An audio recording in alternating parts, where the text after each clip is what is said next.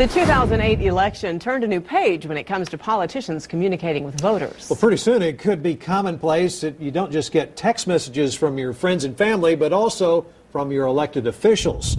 All new here at 6, KXAN political reporter Jenny Hoff tells us the newest technology creating more transparency in government. Long gone are the days when the only way you could talk to your representative would be by going to an expensive fundraiser or going to the Capitol.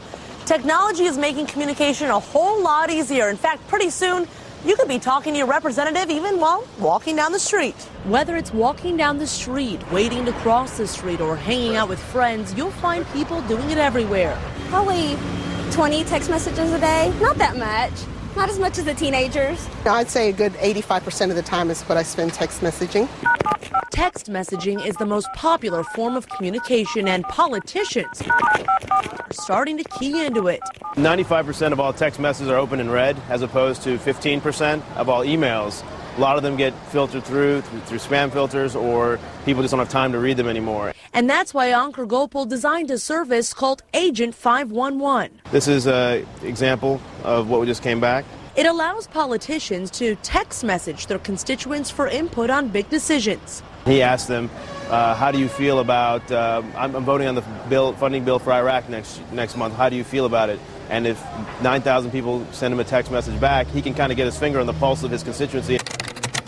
All you have to do to be part of the process is sign up on the lawmaker's website. But in a world where you are constantly inundated with other messages, is it worth sacrificing the sanctity of the text message?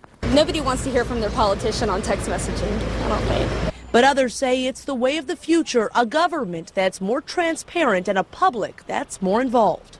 I think there's a feel that, you've been heard somehow, even though you're not specifically talking to the person on the other end. And this text messaging system wouldn't just be relegated to politicians. It could be used for Amber Alerts, city emergencies, any situation where instant communication is needed.